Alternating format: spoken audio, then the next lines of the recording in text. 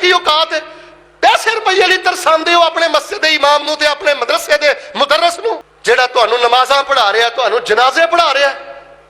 आम बंदे ते बंदा खर्च करे ना, आम बंदे ते अल्लाह दी इज्जत दी कसम ओहदा बड़ा अजर है। ते जिहड़ा दीन दे दाई ते खर्च करे, जिहड़ा दिन रात अल्लाह दे दीन। अच्छा मौलवी फिर कोई गलती करे ओनू बड़ा चुकना है, पहले नहीं आलम दा ख्याल करना, मौलवी दा ख्याल करना, ओनू मंगण ते मजबूर कर देना।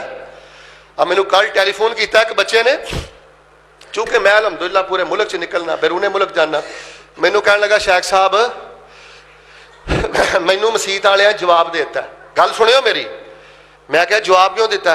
उन्हें कहा जी मेरे भाई की शादी सी ते मैं उन्होंने कहा यार घर बच्चियां वास्ते कपड़े भी नहीं है, कोई लैन देन भी कोई नहीं है, तो मैनू कोई 10,000 रुपया धारा दे दिओ। उन्हें कहा मौलवी मसीत लभ, साढ़े को 10,000 नहीं है। हुण दसो उस बंदे ते की गुजरी होएगी जिन्हों तुसीं 10,000 रुपया उधार भी नहीं दिता? तुसीं डाकू जे कि मस्जिद इंतजामिया जे? चंद दिन पहले मैनू एक बंदे ने दसिया, आंदा शेख साहब मैं पूरा महीना गालबन खरे दरस देंदा रहा, इशा तो बाद सारा कुछ छड़ छड़ा के तकरीबन रोजाना का 100 रुपए का मेरा पेट्रोल भी लग जाता सी, ते मसीत वाले मैनू महीने बाद 6,000 रुपया दिता है। दीन नू जलील करते हो, बेइज्जत करते हो दीन नू। तुसीं दीन नू बेइज्जत करन डे जे, दीनदार नू नहीं करन डे। तुसीं रब दा मुल नहीं पाया, तुसीं रब दा कदर नहीं पाया। अल्लाह दे बंदे हो, इन्हां दे गमी दे भाईवाल बनो, खुशियां दे भाईवाल बनो, इन्हां वास्ते दुआवां करो, इन्हां ते खर्च करो। एक टोला केड़ा मैं दुख बयान करा, एक टोला हुण रबीउल अव्वल आ गया ना, गलियां च करोड़ां रुपया लगना, ईमानदार दसो लगना कि नहीं लगना? ये किहड़े नबी दा दीन है? कोई नबी पाक दा आशिक आए ते हाथ खड़ा करके मैनू कहे कि नबी पाक सल्लल्लाहु अलैहि वसल्लम दी दुनिया तो जान तो बाद हजरत अबू बकर सिद्दीक ने मदीने दीयां गलियां च पैसे लाए सन, चादरां, झंडियां, चरागां, करोड़ां रुपया, अल्लाह दी कसम है करोड़ां रुपया बाजारां दी नजर हो रहा है, गलियां दी नजर हो रहा है। एक टोले का इंज बेड़ा गर्क हो गया, सब तो गंदी जगह बाजार, सब तो गंदी जगह गली, उत्थे पैसे ला रहा है। ते दूजे पासे पूरे महीने तो बाद 15,000 रुपया, पूरे महीने तो बाद 20,000 रुपया, गिन गिन के रुपया रुपया करके 500 रुपया।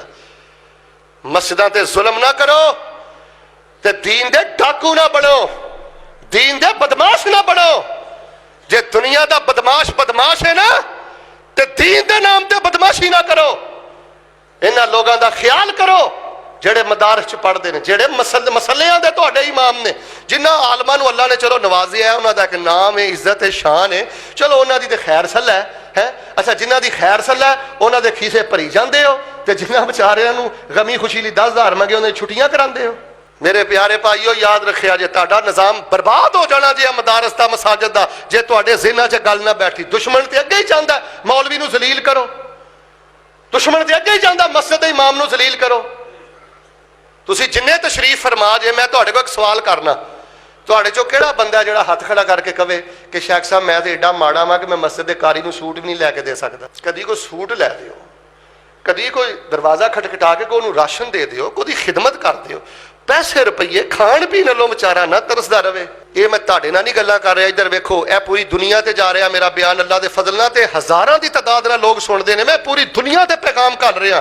कोई बंदा मेरे मजमे च मत समझे कि शेख मैनू गल्लां कर रहे हैं। शेख नूं अल्लाह ने एडी भैड़ी आदत नहीं पाई, किसी नूं हिट करके गल्लां करना, यह साडा मिजाज ही नहीं।